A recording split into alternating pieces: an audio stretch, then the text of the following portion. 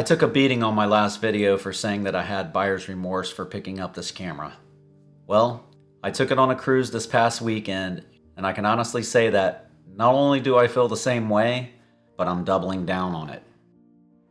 Now, I did try to do a little street photography while I was on the boat. I guess we could call this ship photography. Not only with the Leica, but I also brought the Ricoh GR III. On this camera, I was using a film simulation by Photos of Taiwan. He called it F8 and forget it. And that's exactly what I did. I set it and forgot it.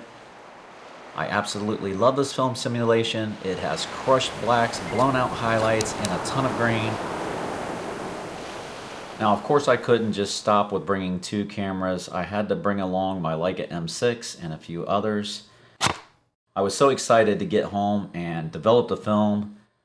I've only developed the color film so far. I still have some black and white to develop, so I'm looking forward to seeing those. But for now, I'll show you these images I've got available. I also took along my 1930s Voigtlander Bessa. Wanted to make sure it was still functioning. It's been a little while since I've used it.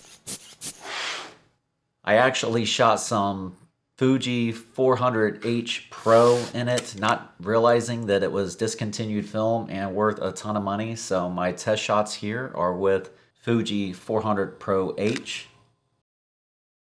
And last but not least, this is a camera you can take anywhere, anytime, and for a cheap, inexpensive camera is just an amazing way to capture memories that you'll look back on and enjoy. I absolutely love these Instax photos and all their flaws. I think they're just amazing, especially for capturing family moments.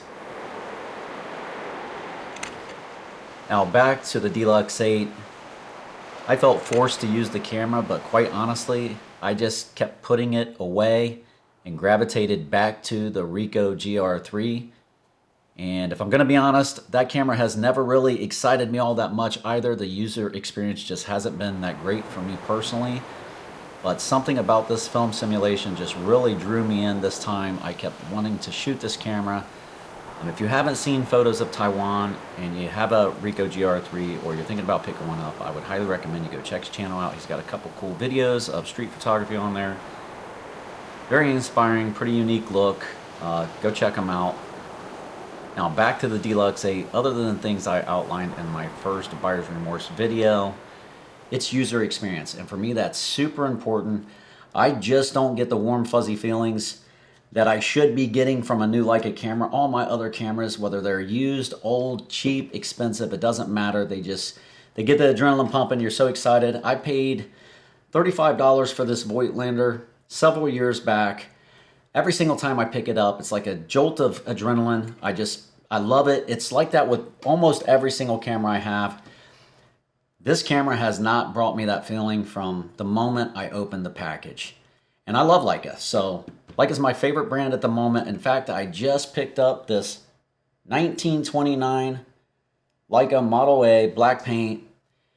This camera absolutely gets my adrenaline pumping all day long at work. I've been firing off the shutter. I'm so excited to just the thought of using this camera, just holding it, man, it gives me the chills. Like, I'm ready to go.